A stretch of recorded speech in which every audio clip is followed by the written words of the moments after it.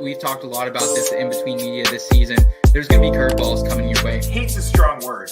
I dislike Kirk Cousins more than probably any other quarterback in the league. I get a little bit of that rookie-itis, I would have said, I would love some of what you're Even though I smoking. strayed, I'm still stuck between an interpretation, what it all means. Can I make a difference for something different? My mind imprisoned, then I saw the vision. Played the field, it's no competition. Found success through the repetition. If it's impossible, stick to the mission. I'm just cruising through on my way to get it. I found myself somewhere in between. Yeah, I found myself somewhere in between. Found myself somewhere in between. Yeah, I found myself somewhere in between. The In Between Fantasy Football Podcast. So one thing that really sets us apart here is we're not afraid to talk about other things that maybe aren't super fantasy related. Do what you can to become a better person, to become a better human. All right, what's up, people of Earth? It's March 10th, 2021. Spring is officially in the air. Thanks for tuning in to another episode of the In Between Fantasy Football Podcast, your destination for both some feel-good life advice and some mediocre fantasy football advice as well. I'm Seth Woolcock, the founder of In Between Media, joined by my co-hosts, two of my best friends and two of the rising stars in this industry's Nate Polvo and Scott Rainier. Gents, today is a very special day here at In Between Media. 9-month anniversary since our original launch. How are you guys feeling? I'm dreading the 3 feet of snow, but other than that, I'm feeling great, man. I'm jealous of the 3 feet of snow, to be honest. 3 feet's a lot, though. 3 feet is a lot. I'm good. I'm tired, man. It's been a grind the last few weeks with day job and all this fun, but it's all good. Yeah, absolutely, guys. It's a testament to what we are here in Between Media. We're going to continue to grind throughout the off season. We have episodes coming your way every other week. We're in the midst of our off season sessions where we bring in someone from the community. We get to tell their story, their come up throughout this industry. So we are going to talk about some fantasy football today on today's episode. We're going to try to predict the future a little bit with some headline hijinks about the upcoming free agency period that's about to begin here in just a few weeks. But first, we're going to bring in one of the most notable names in the fantasy industry, one of the nicest names in the fantasy industry, and that's Chris Robin. And no, not the Winnie the Pooh character, but a household name in the industry. Chris, what's up, brother? Can I get through a broadcast without the Winnie the Pooh reference here? Thank you for having me, I guess. Hey, we all read the books, man. I mean, it just like pops. I'm currently reading all those to my son, so it's the first thing I think of. I'm sorry. Yeah, Chris Robin, he seems like a caring guy. He's very nice to, other animals, and he has good characteristics. And, I'm in my mid-30s, so when I was a little boy, Winnie the Pooh and the Blustery Day was stayed in my rotation as a small child. Absolutely. Same here, man. Same here. Chris, thank you for joining us, man. Why don't we start with, kind of the standard you get in every interview that you come on and do.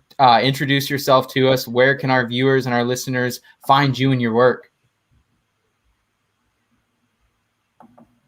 Oh, excuse me for that. Yeah, sure. You can find me on Twitter at Detroit Beastie. I'd like to think I say it a lot. I'd like to think if you're looking for me, you don't have far to go. It's at Detroit Beastie. Recently joined the Undroppables. We chatted and we got together strictly for my DFS knowledge. I mean, I know Dynasty, Redraft, Devy, and all that, but DFS I found. We'll get to it later in the broadcast, but it being a jack of all trades is kind of good, but you need to kind of hone in on one thing if you want to make some headway in a very, watered down kind of thing here. So at Detroit Beastie and most recently the Undroppables.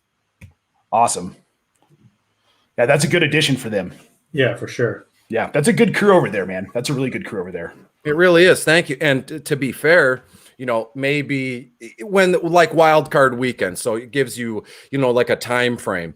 I knew that this 2020 season was winding down, and it was a free for all for a lot of us, especially me, writing an article, writing 17 articles a week for 25 different websites. And that's what it took. Looking back might have been exhausting, but that's what it took for me. And that's what I like to do. But going forward this coming season, I wanted to really tighten up, kind of what I was doing and where I was going to be. And I talked to several other websites, and I lost sleep over it for like 2 weeks. If I go here, I'm going to upset these people. If I go there, I'm going to upset these people. And I found, my head was spinning and I didn't know what to do. And for like the first week or two, I haven't even told anybody this. For the first week or two, I'm second guessing myself, saying, did I join the wrong website with the Undroppables? And that was stupid of me. But I've always been open and honest. And what a great addition. I've really, there's a lot of cohesion there, and I've really connected with these guys. So I'm very happy. Awesome. Love to hear it, man. Love to hear it.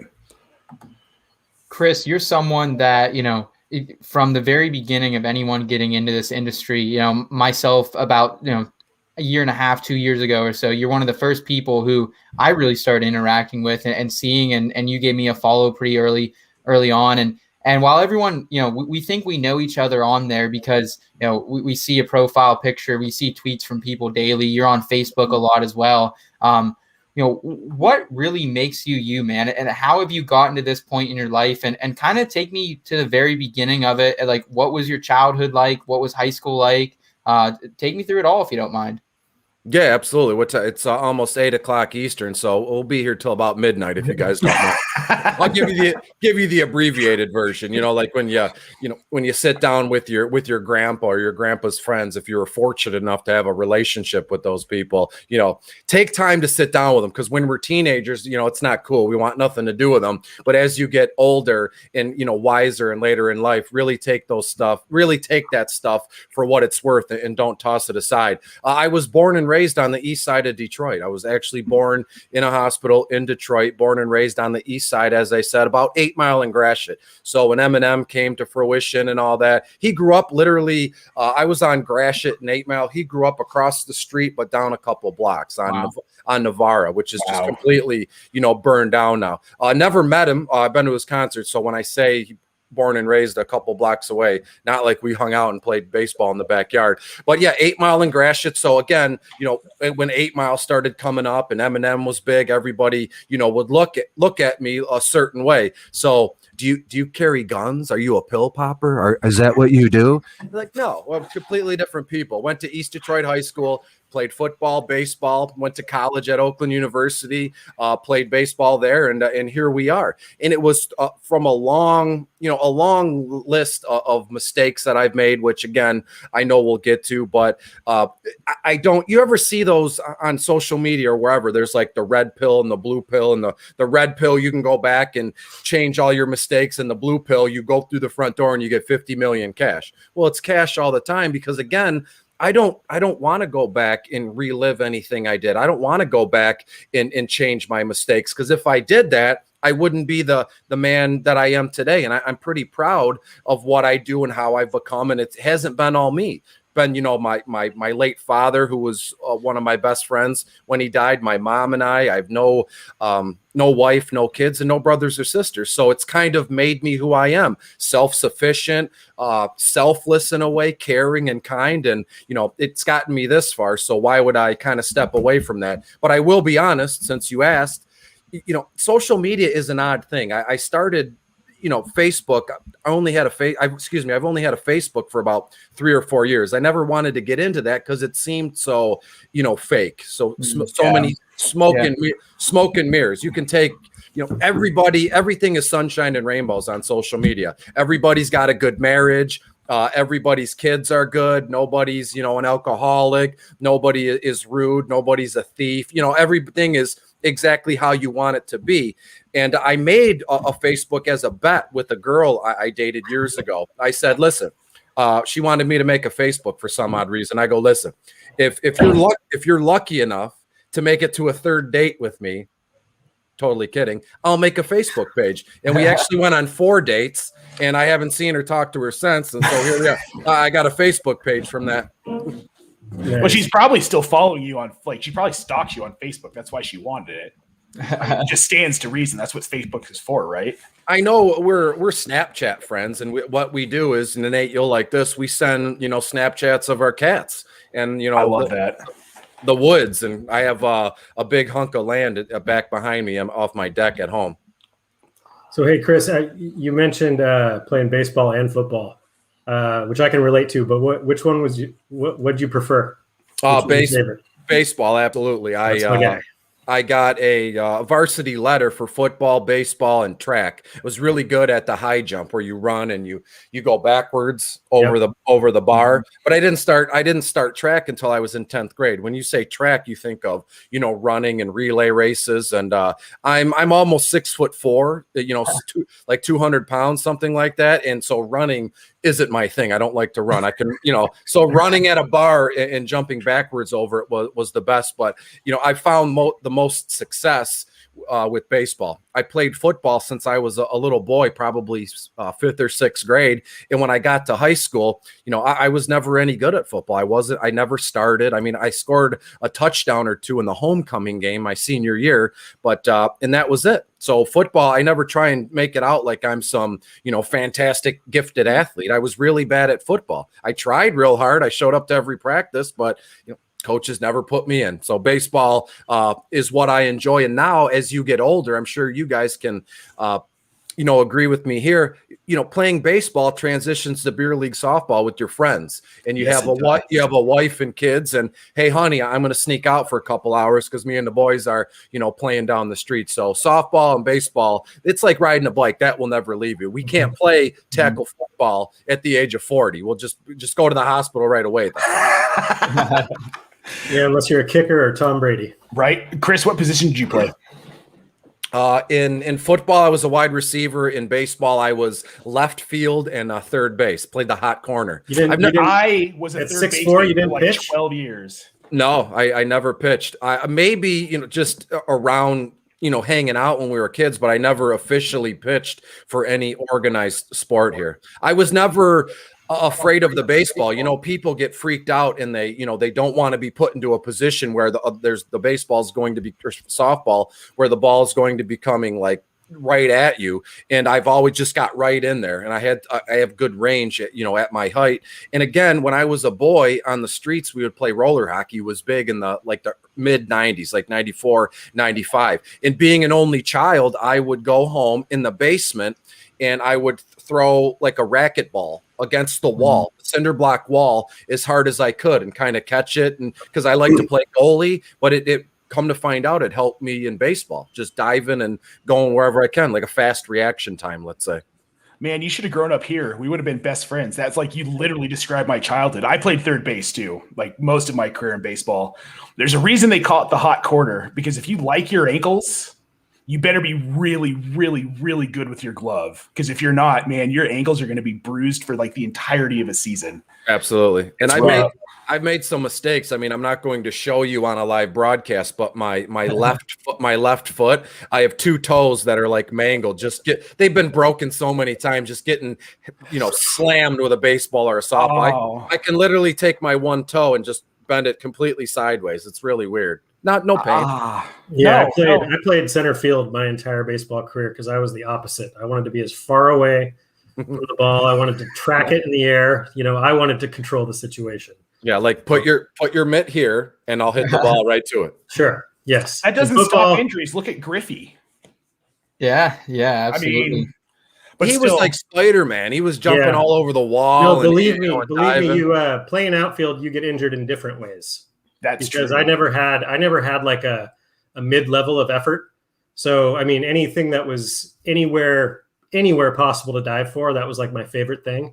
So I would dive, and I mean, I pulled rotator cuffs. I got concussions doing that. Yeah. So in football, I didn't like tackling or being tackled, so I didn't last very long. We're getting some honesty out of Scott here, boys. I didn't like any. I didn't want to interact much, so I just played left field. I can be left alone out there.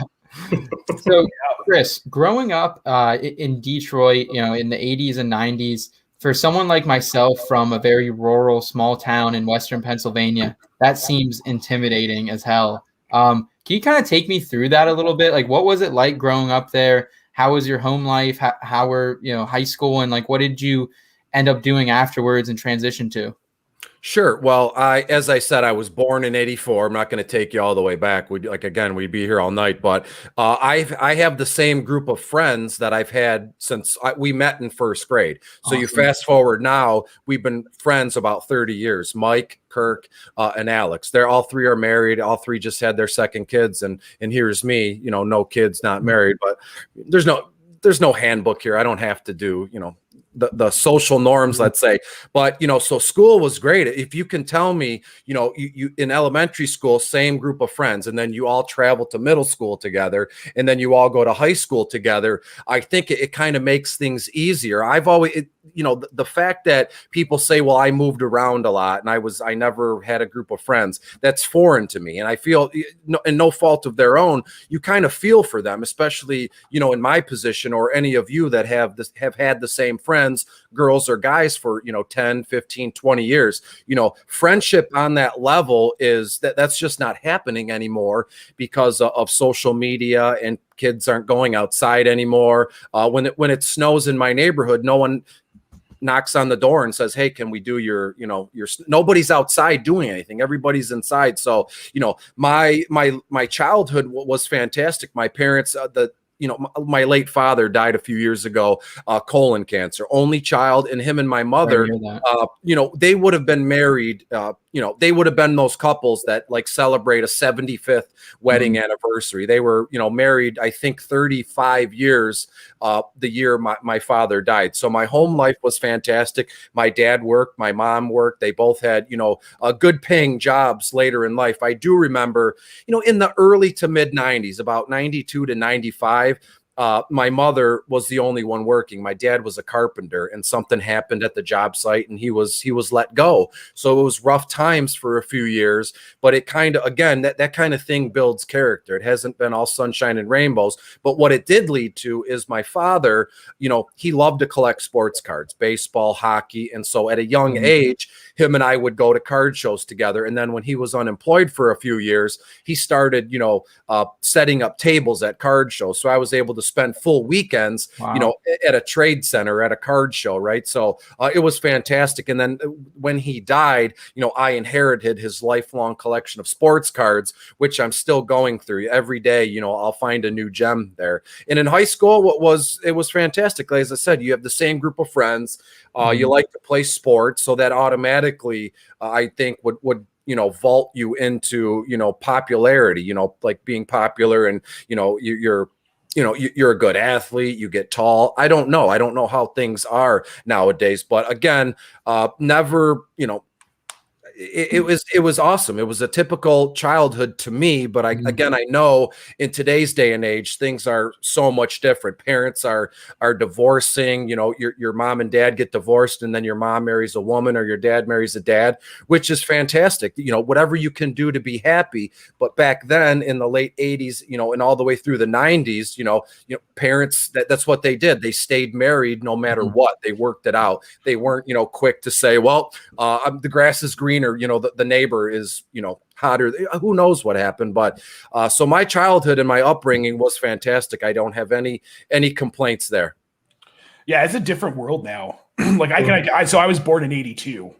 So it was a different, I remember that as a kid, man. It was like we played until the sun went down in the summer. We're out there playing baseball, basketball, football, hockey until 8:30, 8:45 at night, with no supervision, no parents around, just yelling, okay, it's time to come inside. And then half the time we'd all go to one house and hang out.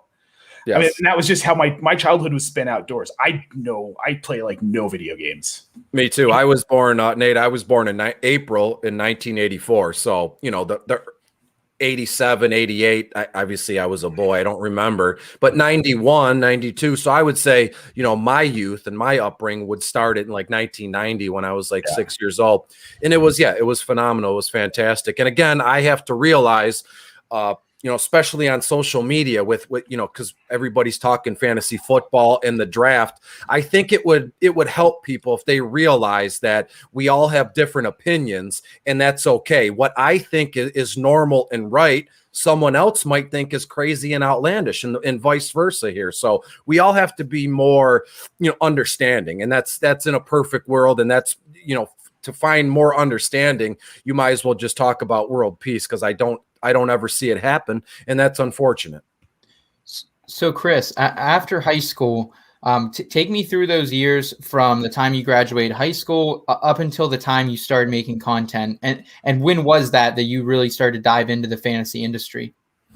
Well, I went to Oakland University, degree in communications. I had a radio show all 4 years in college. Oh, awesome.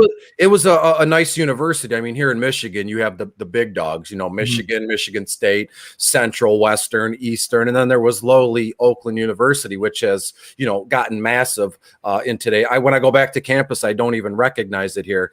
And after that, just a bunch of whatever, no-name jobs, Comcast, doing cable and everything. And then the content thing was strange to me, because that same group of friends I was telling you about, we had our first fantasy draft in 1995. We didn't know what we were doing. We were in 5th grade, Wow. Right before you go to middle school. And we sat around with a notebook, a pen, and we just, picked names. Well, you go, I go, and then we'll start over again.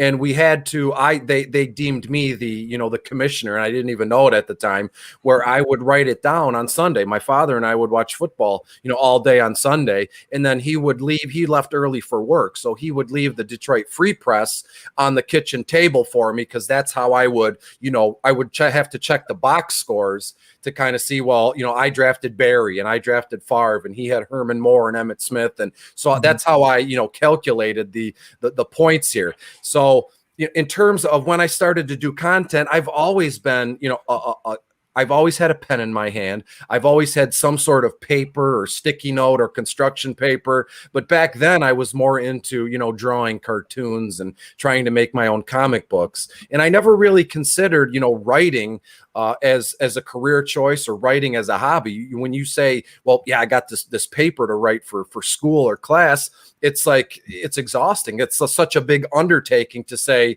you like writing, you're going to do it for fun. That sounds crazy. Writing is, it goes hand in hand with, being, putting it off, being a procrastinator and doing it last minute. But I'd like to think, I started, wanting to get into writing and created content in probably 2012, 2013, when DFS was created, Daily Fantasy Sports, FanDuel, and DraftKings. Because back then in 2012, I don't remember what job I had, but I know I was on the road a lot, going, an hour to work and an hour back. And they would just hammer home, you want to win on FanDuel, we'll match your 50%, all that, all that nonsense. And it just got stuck in my brain. And I said, this is fun. I've been playing, seasonal or dynasty fantasy football for damn near 20 years at that point. I go, how hard could this be? Having 60,000 fictitious dollars. And, at the time, CJ Spiller was $8,000, or, Drew Brees was $10,000. Oh, CJ Spiller. So I have his jersey. I have an autograph card. I really love CJ Spiller for some odd reason. Me too. But I love CJ, man. Yeah.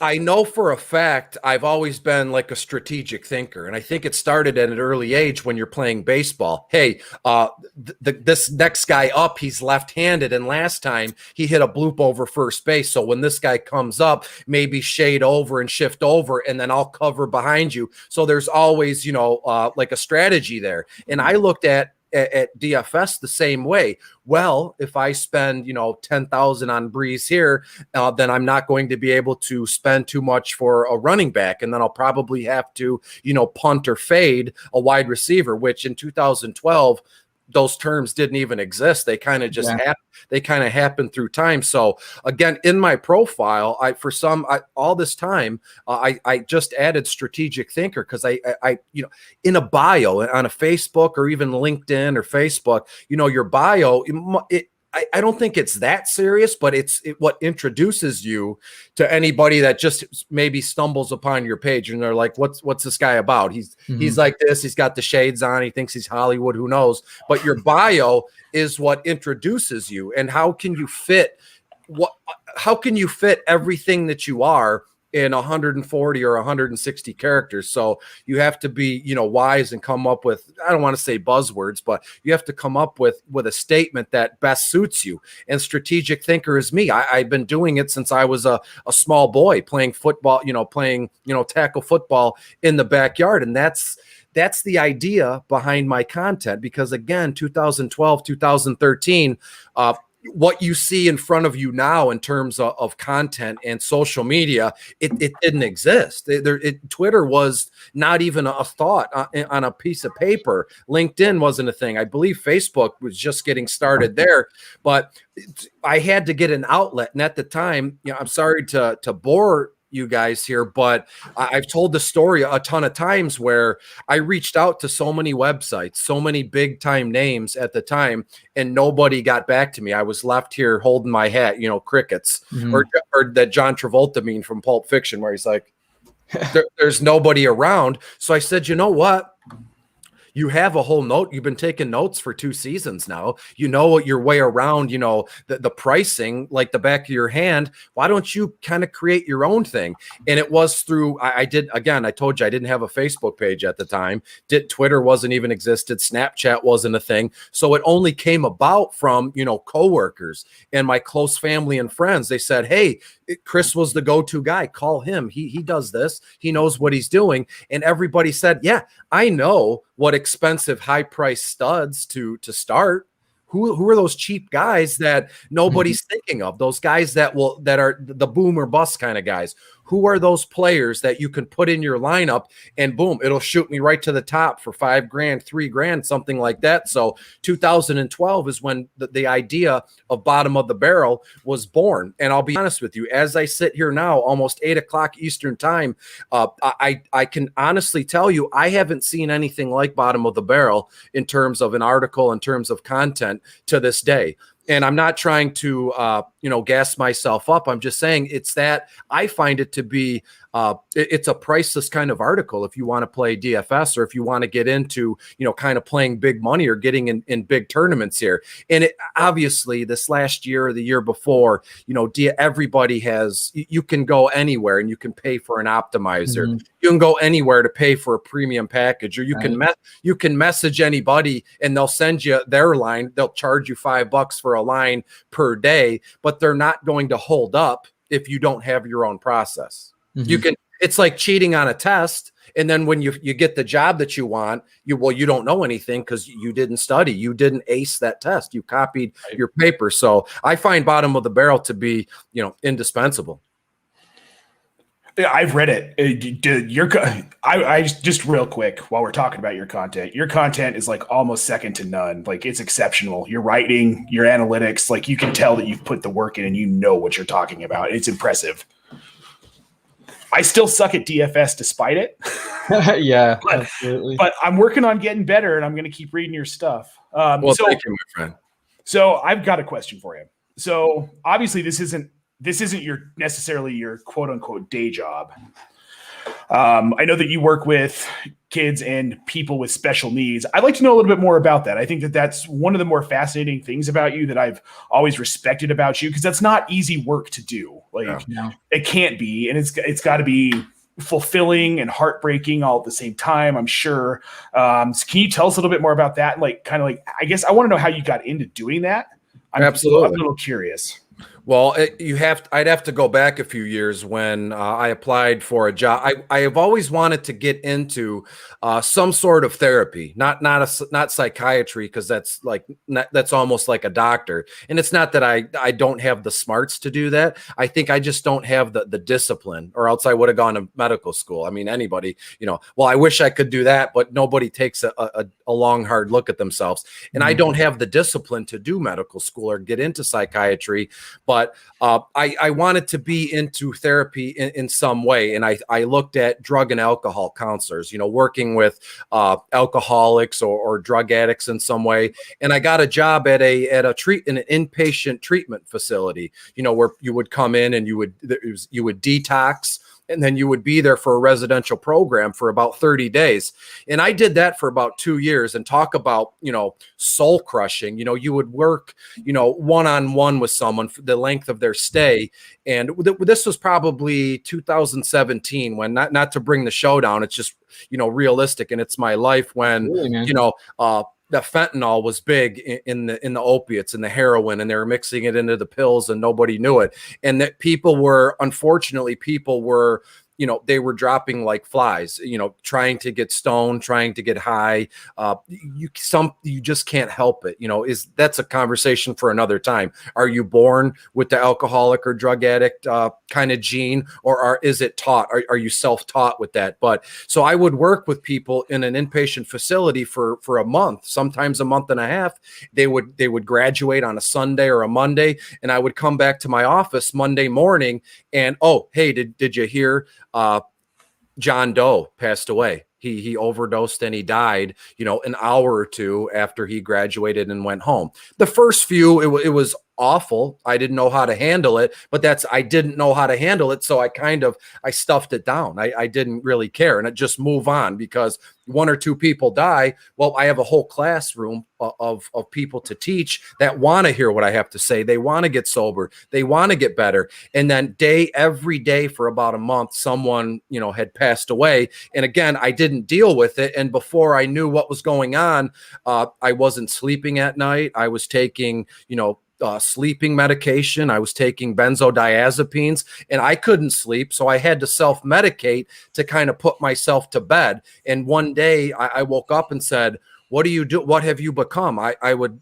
my eyes were, bags under my eyes. I was losing weight, and just a real honest look at myself. That's what I had to do. And I don't mind talking about it with you guys, because again, as we said in the beginning, those things have made me who I am today, and I wouldn't change those what I did for the world here. Mm-hmm. So I had to leave. I had to leave there. And again, I had big aspirations of moving up in the not industry, but move up in the company. It was a big name kind of inpatient rehab, and I just couldn't do it anymore, because I had turned into the same exact people I was trying to help. So if I was not in my right mind, how can I help other people? It's the old saying, if your cup is empty, how are you going to refill somebody else's, I think, as the saying goes. So I left there. I sought, treatment of my own. It was more, support meetings, and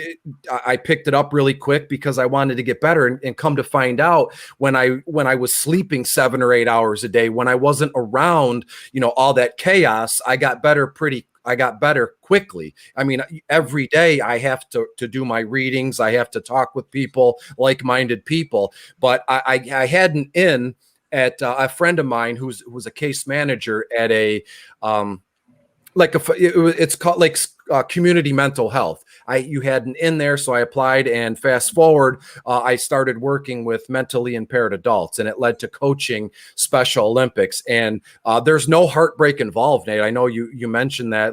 It's all fulfilling, because these adults, some are underage, but 16, 17 years old, but it's just all fulfilling, because it's, how can I say this without sounding like a jerk, but it's almost envious, the way these people live, because there's really no responsibility, and they kind of live day to day. They're not stressed about, they're not stressed about an appointment next week. They're not stressed about buying Christmas gifts. They live for today, and whatever they can do, the Red Wings are on. I want to watch, they're just completely immersed in their day-to-day routine. And I find that very admirable, because I'm sure all of us here, we're there's something in each one of our minds right now that we're putting off, or there's something in each one of our minds right now that we're not looking forward to. There's something in each one of our lives that we're kind of, stressed out about. And like I said, we're not looking forward to. And imagine,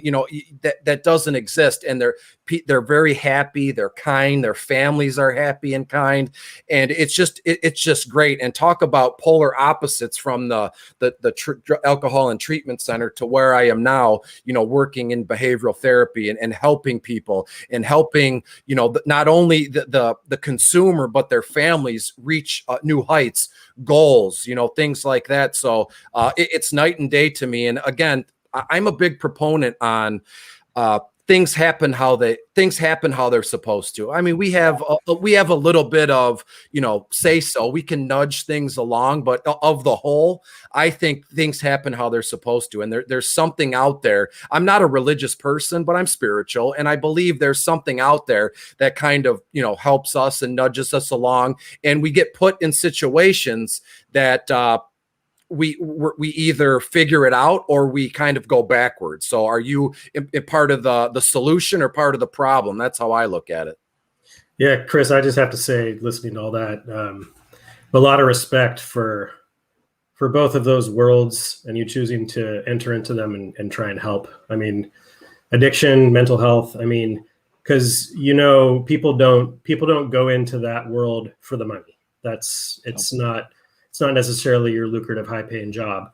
But I mean, you mentioned being a counselor at a 30-day inpatient treatment program, and I really respect that because I was the patient in one of those in 2008. Right at the end of 2008, I spent Christmas at a rehab center, 2008. But man, did I, and I really wanted to get better, and I had so much respect for the dude that would sit with me every day. Watch me go through the withdrawals and all that stuff in the beginning. And just showed that he cared about me and my existence. It was, so I have tons of respect for that. And yeah, I mean, since I got here, it's, I just see a lot of similarities between you and I in a lot of ways. But beating that drum of, let's be honest and talk about this stuff. This is a part of everybody's lives. You made the comparison. Would you go back and fix things or take the money? It's the money. It's the money, because all that stuff that I at one point maybe thought I needed to fix, that's me. That's my baggage. I would be a completely different person without that baggage, and mistakes don't have to be this terrible negative thing, mistakes. And I thought that for so long, to where I would just stand in quicksand and not even try anything because I did not want to screw up. So, and I mean, speaking of mistakes, I noticed that you had, I missed it, unfortunately, but you had set up one of those clubhouse sessions to talk about mistakes and talk about the importance of mistakes and being able to admit to them. So one question, do you have any big time mistake that stands out that you really learned from? And then what's just your general viewpoint on that whole mindset and attitude of being able to recognize and learn from them and treat them as lessons as opposed to negativity? Yeah, absolutely. And so, I've yet to tell anybody, especially on social media, that I'm in recovery. I went through something and here I am. But, again, things happen for a reason when the time is right. And when you sent me the Google Doc and I looked at this, I said, when I do broadcasts all the time with other people, there's a right time, there's a wrong time. People kid around and say, read the room here. And we can always go one of two ways. We can be we can be lighthearted, or we can get heavy and be serious and have an adult conversation, let's say. Because again, as I was mentioning to you guys before, Seth, clicked it live, that, we do things, and sometimes we do things and we don't know why they're doing them. I'm the guy who kind of fixates on why do people make the decisions they do. Me first and foremost. What you guys do,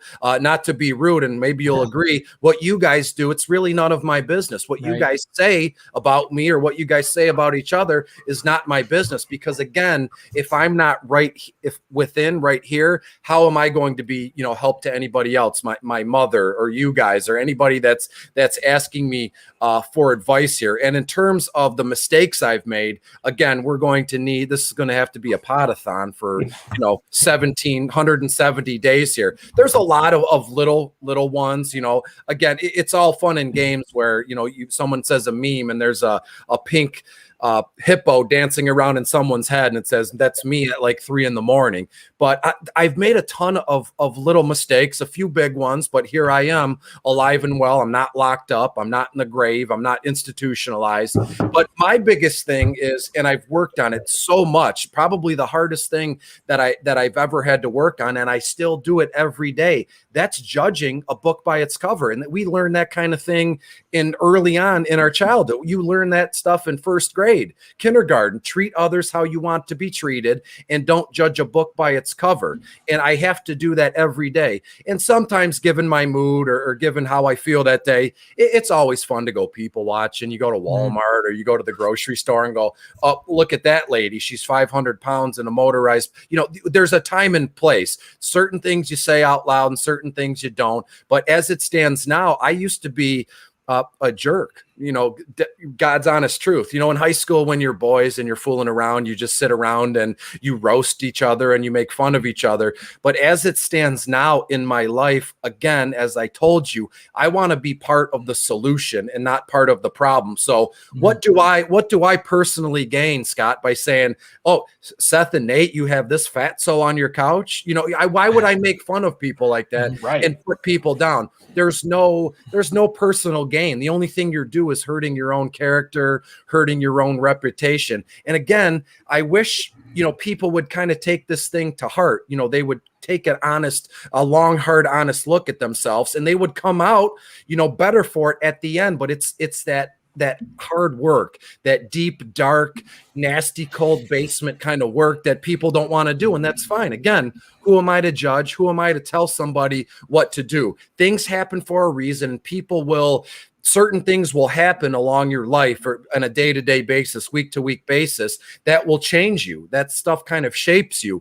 And I can't force Scott to go anywhere. Seth, I can't force you to stop wearing your glasses. Nate, I can't force you to stop wearing your headphones. When you decide that you want to do these things, you will. When the pain is great enough, you will change. And that's the best way I can probably describe it here. So again, millions and millions of mistakes, but the biggest one that I keep making, and I make that same mistake every day, but I know what I'm doing, and I actively try to help myself and correct it, and that's all we can do. I'm sure I'm going to make mistakes tomorrow in terms of how I'm living or what I'm doing. I have a lot of character defects, and my biggest strong point right now isn't that I'm able to be open and honest on a broadcast. My biggest strength isn't I'm good at DFS and my articles are very good. Those are just byproducts of me being right within and doing things starting over every day.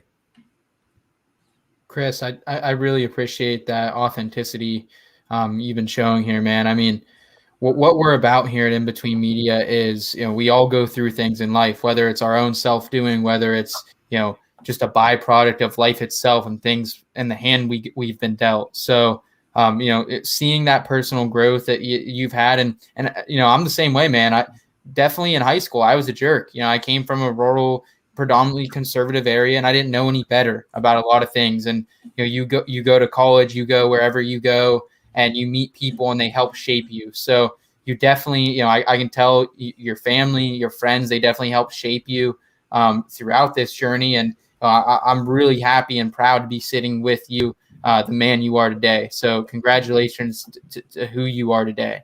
Thank you, Seth. And that's, I guess that's the best thing. That's what I take to heart when I go to bed tonight. When I put my head on my pillow, years ago, I wouldn't be able to sleep. I would be so worried. My heart would be beating out of my chest because I was waiting for things to catch up to me. I was waiting for, someone to realize the lie that I told them or the money I borrowed that I wasn't going to pay back. And, your conscience is all over the place and you sleep it's a vicious cycle. Then you wake up the next day and you repeat that behavior. But through a lot of help from other people, a lot of my own hard work, every night when I go to bed, I sleep like a baby. I fall, not to bum you guys out, but I literally fall asleep in 2 minutes when I get in bed. I'm just out and I sleep like a rock. And that's because I'm self-aware about, what I've done and who I am and how I can kind of change this thing on a day-to-day, minute-to-minute basis here. And again, if you're, we all have different things. We all have different ways of living. We all have different circumstances. But at the end of the day, at the end of the night, when you lay in bed, can you honestly close your eyes when you're alone by yourself? Can you honestly say to yourself, I did the best I could today, and I'm not worried about it. Things are going to be okay. If you can say yes, then God love you. So if you don't, then you just start over again in the morning. That's another thing I've learned. It's 8:15 Eastern time here. I'm able to start my day over at any time. Some people, you wake up at 7:30 and you go to work, you spill coffee all over your shirt on the way to work. And, people are so miserable, but they don't know better. They let that ruin their day. Well, when I get to work, I'm going to make a fresh cup of coffee. I'll joke about it, and I'm starting over right then and there. So there's no harm in saying I don't like how my day has gone so far. So I'm allowed to make an executive decision, and I'm going to start my day over right here. That's so beautiful. Yeah. I love that. That's great. I've gotten to that point probably in the last 8 months, 9 months.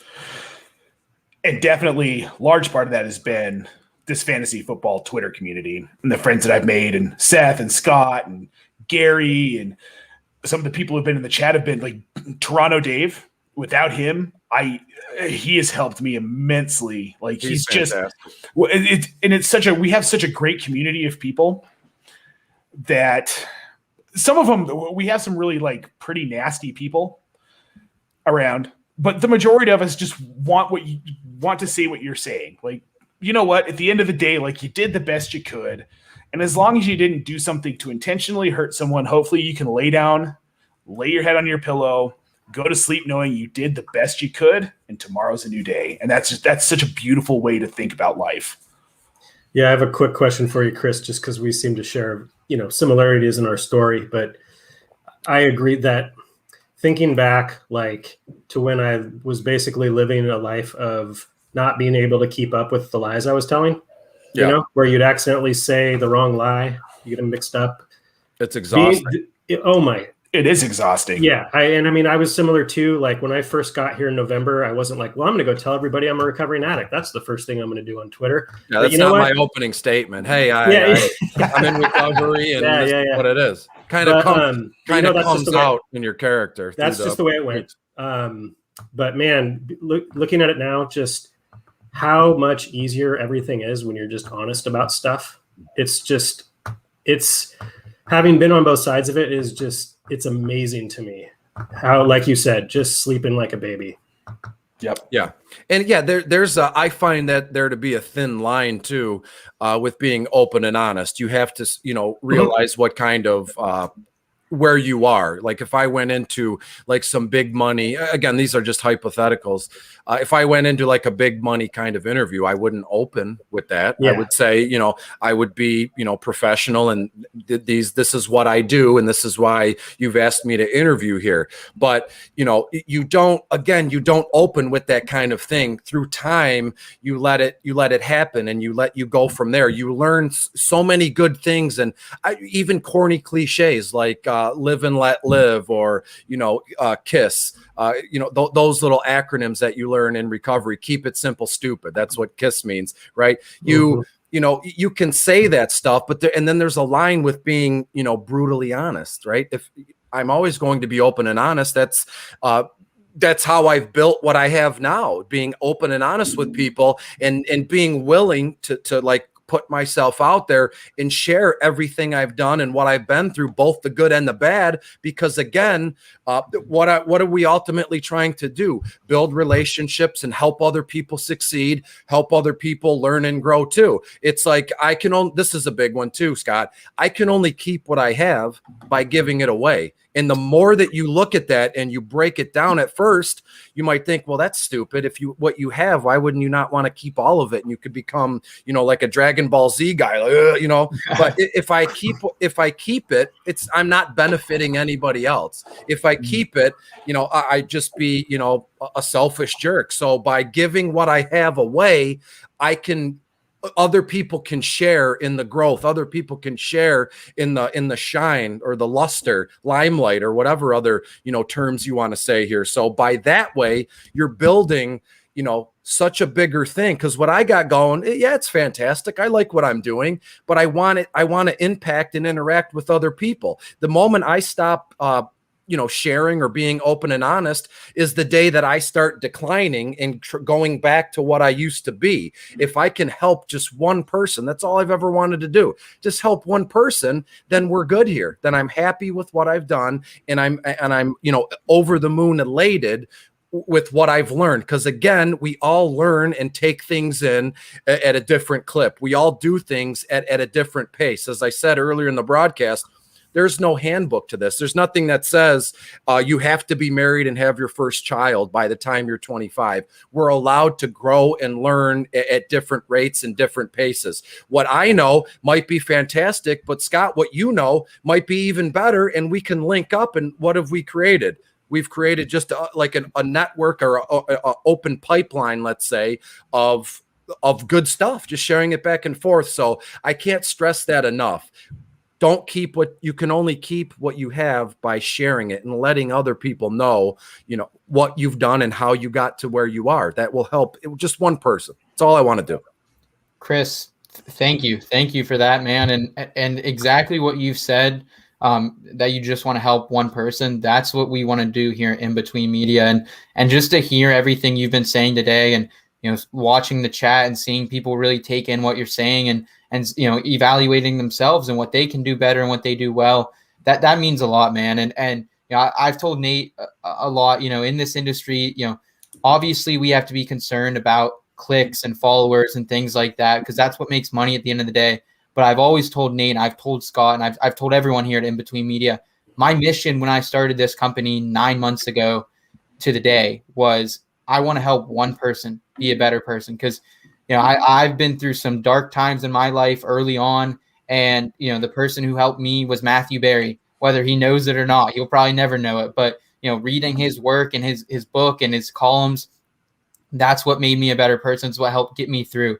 So thank you so much for everything you said, Nate, Scott. Thank you as well for opening up. I do want to, there's really no easy way to hard transition into fantasy football after such a great discussion, but I'm going to do my best now to do that.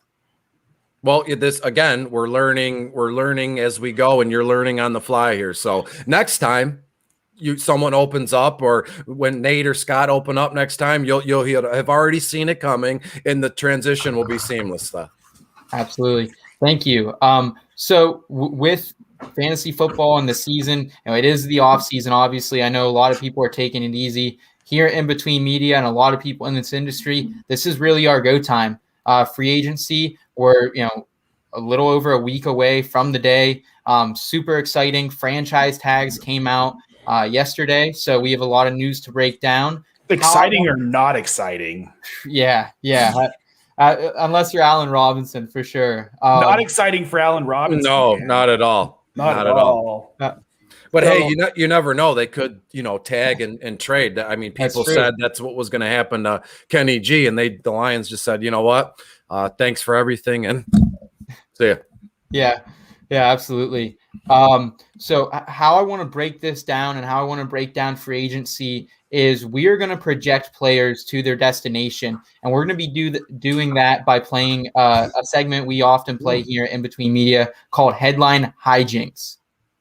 What we're going to do in Headline Hijinks today is we're basically going to be writing a headline as if it was after free agency. So this is something that we think we could read in a newspaper or see online about a player going to a certain destination. Scott, you want to kick it off for us, man? Sure. So you told us to be kind of silly. So although mine's not that silly. Mine was, what did I call it? Hold on. The AFC South gets another Henry Hunter on his way to Indianapolis. Man, I was thinking about it. There's been lots of tight end talk. And real quick, I just wanted to talk about that. I see people, you see it every now and then where it's, if you don't have Kelsey, Waller, or Kittle, then you might as well just give up, or then it doesn't matter and all this kind of stuff. And it's like, look, there's 7 to 9 to 13 other teams in your league, depending on size, that need tight ends. So yeah, I'm going to overanalyze it. I have won and lost plenty of fantasy games by a point or less. So I'm going to go ahead and look at each position while it's still on the roster. Anyway, my little soapbox moment. So I could see Hunter Henry going to the Colts. He's a free agent. He wasn't tagged. Carson Wentz also went to the Colts, and there's been a lot of recency bias and quick reaction to the year of 2020 and how Carson Wentz fared in that year. But what I did to look at this to see, speculate a little bit on, well, what would it look like if Hunter Henry was catching passes from Carson Wentz with that offensive line and that offense in Indianapolis? And so I did a little bit of comparing, and Hunter Henry is 6'5", 250. Zach Ertz, 6'5", 250. And Hunter Henry's younger and a little bit faster. And I'm not trying to say that they're the exact same player, but they have some very similar characteristics. And before last year, people might have forgotten because Zach Ertz only played 11 games and didn't really do much. Before last year, Ertz was up in that conversation with those stud tight ends. I mean, I'm looking at his stats here. In 2018, 156 targets, 116 catches, almost 1,200 yards, 8 touchdowns. I mean, that is tight end 1 category or territory. So again, I try to avoid direct comparisons. I try to just kind of forecast a little bit what's possible when it comes to free agency. But I could see him going there. I mean, the Colts are in a really good spot cap-wise. They've got a lot of cap room. But Jack Doyle's going to be 31 when the season starts, Mr. Baby Hands. Didn't really have much of a year last year. And they could, even though they don't necessarily need to free up cap space, they could free up about $4 million with the dead cap hit that cutting Doyle would give them. Mo Alley-Cox set a career high in receptions targets last year with all of 39. Yeah. So I think tight end is a need for the Colts. With Wentz, you got the camp that thinks 2020 is what he is now. You've got the camp that thinks 2017 is what he's going to be. I like to keep it, you'll like this, Seth, in between. There's a middle ground. It doesn't have to be one or the other, right? It doesn't have to be he's terrible or he's Super Bowl. He can be in the middle, and that can be very helpful for the fantasy weapons around him. So Hunter Henry to the Colts is my pick. I really don't hate that. I mean, it does make sense to me. It makes sense to me. It makes a ton of sense to me. Yeah, obviously the Chargers, they did not franchise him when they had the opportunity to, so it'll be exciting to see where Hunter Henry lands. The Colts would definitely be a great destination for him, Scott. Chris, you got a headline hijinks for us, man. I absolutely do. And again, this is supposed to be fun and lighthearted here. So as a Detroiter and a Lions fan, my headline is as follows. The pride grows large and in charge. The Detroit Lions add Corey Davis and Curtis Samuel to a hungry wide receiver core.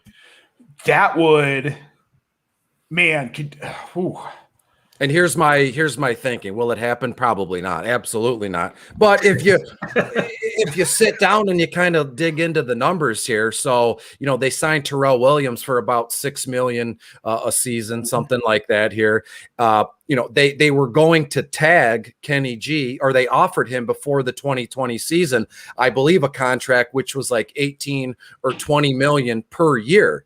So if you look at the crop of wide receivers now, it's not unrealistic to think Corey Davis will command $9 or $10 million a season, and Curtis Samuel will command almost the same thing, $9 or $10 million a season. So you let Kenny G walk. You think that your lucky stars that he didn't sign a $20 million a year season, and you could have both guys for the same cost that it would have been giving to Kenny G here. And we all know that the Lions need wide receivers big time. They have Quintez and they have Terrell Williams, and that's it. Marvin's not coming back. Kenny G is gone. And again, I think I don't know exactly what the Lions' plans are, but I'm happy and I'm optimistic about it.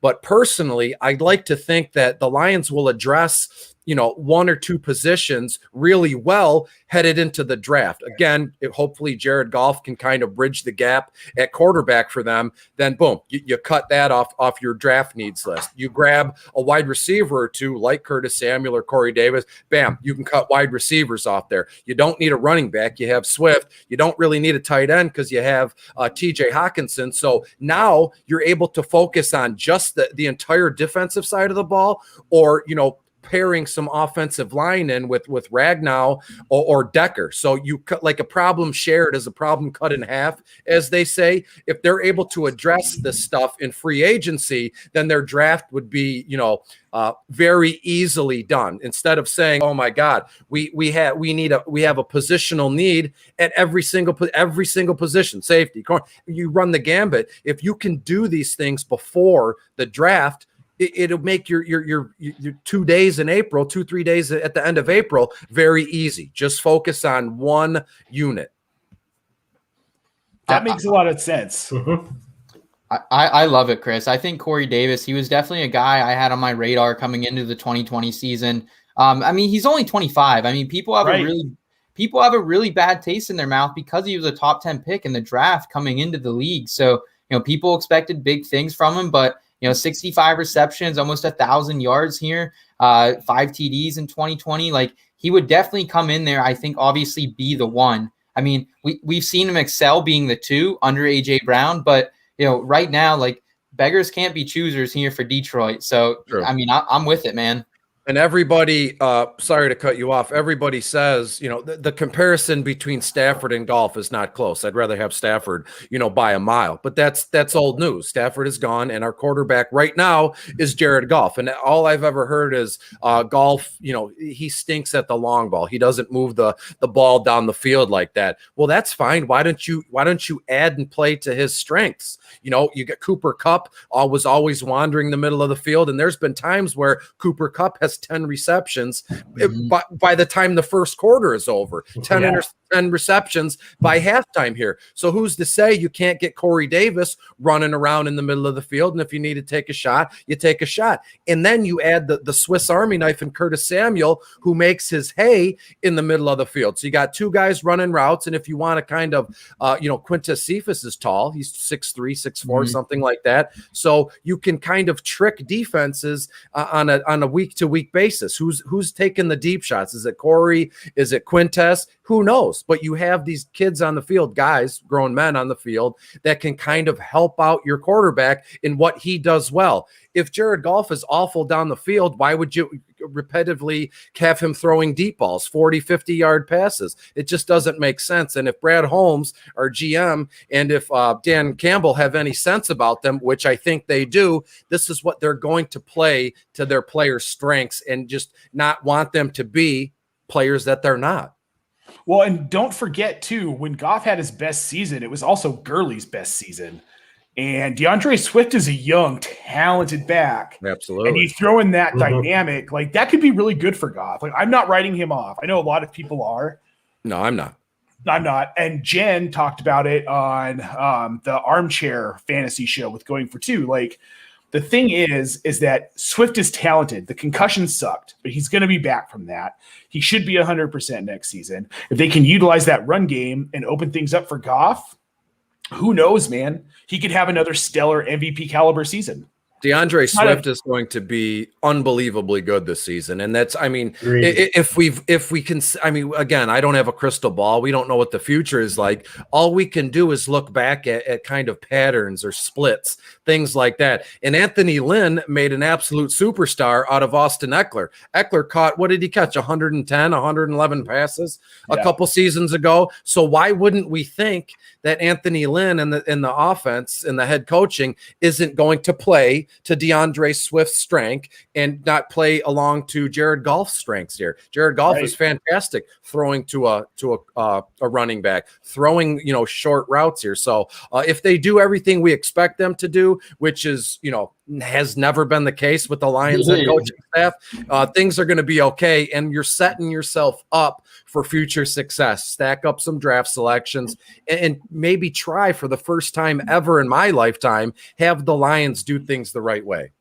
Yeah, I agree. I mean, the knock, some of the knock on DeAndre Swift is just that, well, the Lions never have a successful 1,000-yard running back. And it's like, okay, that's true. There are trends that play out that way, but you've got different people calling the shots now.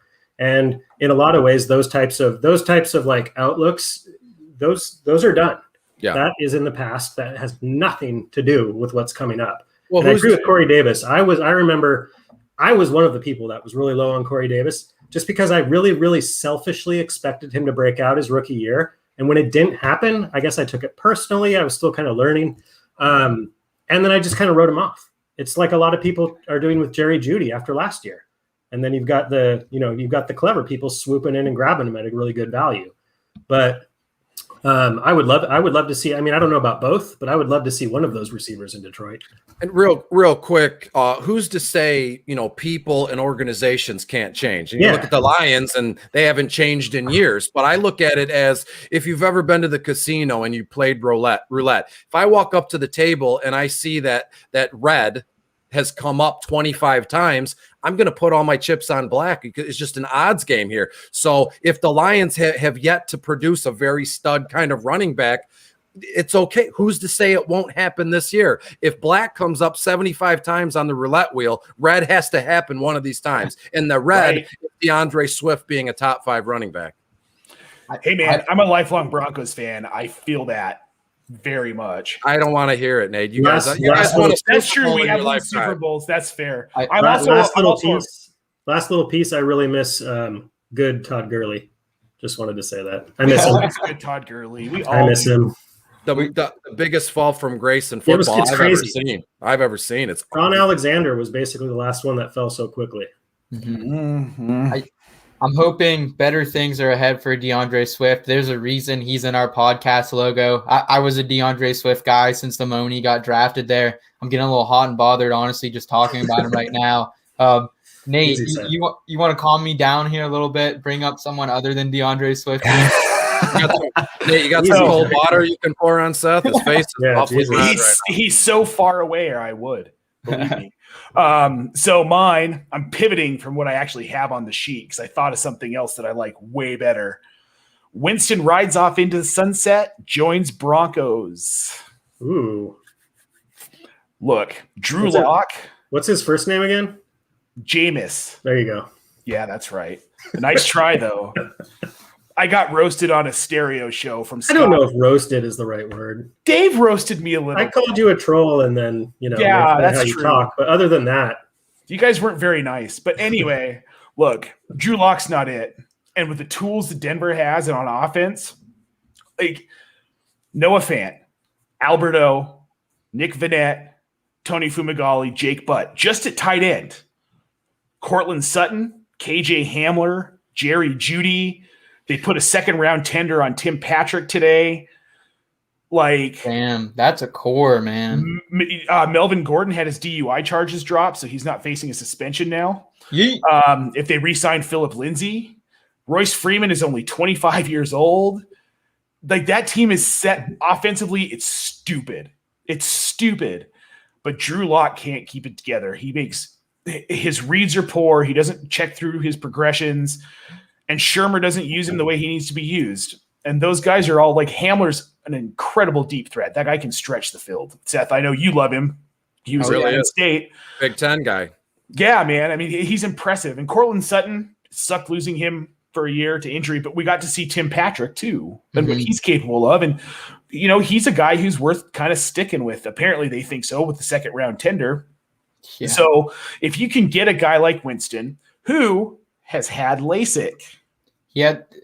So maybe he can see the field a little bit better, and maybe in a Shermer offense with those weapons, he's never had an offense like that. You sure, Nate? I haven't heard that Winston had LASIK surgery. Yeah. Oh, believe me, I'm tired of hearing about it too, but as someone who should be wearing glasses and doesn't, I can tell you I can't imagine the difference that's going to make in him being able to just simply see things quickly on the field. And maybe he'll throw 30 interceptions again. But if he comes into Denver and he throws 30 interceptions, he's going to throw 40 to 45 touchdowns. And it's there's no other way around it. That offense becomes Tech Mobile almost. Kind of Yeah, I like would agree for fantasy purposes. I mean, I'm sorry, I don't know if Yes. that would push the Broncos over the hump in real football. well, no, we're in the same division as the Chiefs. I know. But no, Winston with those weapons for fantasy purposes, that would be a lot of fun. A lot more fun than Drew Lock. A lot more fun. I love Drew Lock's dancing, and I think he's probably a great guy. He just doesn't have the vision. And Shermer wasn't using him properly either. And I did talk about this for like an hour with Cal from Dynasty Vipers, but like Locke needs a system where they're going to let him run and let him get outside of the pocket. And for some reason, even though Shermer's known for doing that with his quarterbacks, he didn't do it with Locke this year. And it showed. It really showed. So Jameis Winston to Denver, I was hoping it was going to be Dak, but it wasn't because he got re-signed. I'd love to see Deshaun Watson end up here. But again, I don't think it's going to happen. I think what's going to end up happening is he's going to hold out the entire season. I think there's so much wrong with that Houston Texans organization that they're not smart enough to get return for him. Yeah. The out of just like pure like childlike petulance. Spite. They're just going to hold him. Spite your nose for your face, or however that saying is. Yep. If the Broncos get a quarterback, I mean, Judy's the second-year player. He's super exciting, obviously, but I think it's Sutton that's going to go berserk. I think he was going to go berserk last year if he hadn't gotten hurt. That dude is the real deal. Yeah. Yes, he is, man. And he's a deal right now in Dynasty. You know what's going to be fun here, Nate, and I hope you'll probably agree here. It's going to be fun to see how those wide receivers shake out. Who's going to be RW1? Who's going to be wide receiver 2? Who's going to be that trusted wide receiver 3 guy? I mean, I have an idea in my mind, but we're yet to see it. So that's on my short list of one of the things I'm looking forward to. What the Eagles are going to do with their first round draft selection, and how is the Denver Broncos wide receiver core going to shake out? Right. All right, Seth, I think it's your turn, buddy. All right. Yeah. So, yeah, absolutely. One last mention on the Jameis Winston thing real quick, Nate, is I don't understand why this is suddenly getting brought up that he got LASIK now, because this happened in February of 2020, almost a year ago. Like I know I've been talking about it since then. Yeah, and I realized like he was in a backup role, so it didn't really affect him in 2020. But it's funny how it's just kind of getting dragged out now. But I agree. It'd be cool to see him in a Denver Broncos uniform. So for my headline hijinks to kind of round us out here, gentlemen, I'm going to go with Green Bay Packers, heroes versus Dylans. And guys, I mean, if you've been on Twitter anywhere in the last day or two, I don't know what's been going. Like AJ Dillon is just taking over. He's trending, and I totally get it. Like Aaron Jones, he was not tagged, and personally, I didn't expect them to tag Aaron Jones. You know, truth is, they still are reportedly working on a long-term deal with him. I just don't think they can afford him. They can't. That's the thing. If they could have afforded him and they didn't have a deal worked out, they would have tagged him. Yeah, and you know, now we hear they're probably going to be losing their center as well. You know, the whole Jamal Williams thing, that's up in the air as well. But, you know, I just want to, you know, a lot of people are talking about him from a dynasty point of view. I'm normally a redraft guy. This is more a redraft podcast. So, like, I'm just out here saying, even if Jamal Williams does come back, I'm definitely interested in Jamal. I have him in a couple places in Dynasty Stash just in case he is the one who gets signed back. But either way, with or without Jamal, if Aaron Jones does vacate the Packers, which is what I'm projecting right now, A.J. Dillon's a guy in redrafts I'd be thrilled to grab in the 3rd or 4th round. I think he could be a really solid RB2 this year. And I think people are kind of like just overreacting right now to the whole A.J. Dillon news. So what's the saying? Thick thighs win leagues. Yeah. It's a new one. It is now. Yeah. Realistically speaking, real quick, if I may, boys, I've always been a Jamal Williams fan, and who's to say if Aaron Jones walks away, how do we know that AJ Dillon is going to be handed the keys to that castle there? And if there's a ton, as I told you earlier, I love to think about strategies and go from there. I've been in several mock drafts, like dynasty startup mock drafts, where I've just hammered home young stud wide receivers. And, I was able to grab J.D. McKissick, Jamal Williams, James White, in the 10th plus round. And I'm cool with that, especially in a redraft, PPR league. That's just me. I just snagged J.D. McKissick in the 18th round of a startup. All right. 18th round. There you go. That's Wild. amazing. Outstanding. With some pretty smart people, too. I was a little surprised. Yeah, I got James White extremely late. He's another one that's going late, but yeah. I mean, he's older, but still. That's something on my mind to dig into and make a list of pass catching running backs like that who aren't going to be given an RB1 kind of role, but they're going to get, steady kind of work, throughout the season on a game per game basis. Like Jamal Williams, he'll catch 3 or 4 passes a game and he'll carry the ball 8 to 10 times a game. And that's for 18th round. That's fantastic. Same thing with JD McKissick. He was catching, 10 passes a game and getting 7 or 8 carries. And if that stuff continues this coming season, which I think it will, that's a home run in the later rounds. Yes, it is. Naheem Hines, the Colts, same deal. Yep. Miles Sanders, the pass catching back, and he's going to be the bell cow back. I have some thoughts about Miles Sanders coming up. Just a little hint. I think really, really good things are on the horizon for Mr. Sanders. They should be. Yeah. So, Certainly. yeah, with AJ Dillon, it was similar to me with Jalen Hurts. Kind of knew that was coming, but then once the news is actually official, everybody freaks out, and it's buy low, sell high, this whole thing. So with AJ Dillon, I mean, I guess it wasn't as clear, but I did see somebody post, and it was accurate. Somebody tweeted, the fact that Aaron Jones is gone doesn't make AJ Dillon any more talented than he was before he left, which is very true. Obviously, he could get more opportunities, so he could be better in fantasy, but it doesn't all of a sudden make him a different player. Right. So that's very fair. Yeah, it'll be interesting to see how it plays out, gentlemen. In the one game that he did kind of get the workload there, he was 12 for 124 and 2. So, I mean, it's interesting. It's definitely a hot debate right now. We'll leave it at that for the time being. Chris, thank you so much, man, for coming on. And not just sharing your fantasy expertise with us, but sharing your story, man. It was super powerful. Absolutely. Thanks for having me. And I you guys know this better than anybody. Before the broadcast kind of went live, I said, I'm very excited about this one because, again, we can all talk fantasy football till we're blue in the face. We could sit here until the morning, so be live for 10 hours, and we could all read our notes and comb over stats and check in Pro Football Reference. I could do that standing on my head. I could do that in my sleep, and that's fine. But I love to get into, meaningful conversations with, well-respected men as yourself, and really tell people, what I'm about. And that's really what you want. That's what you asked of me. And I was happy to give it to you.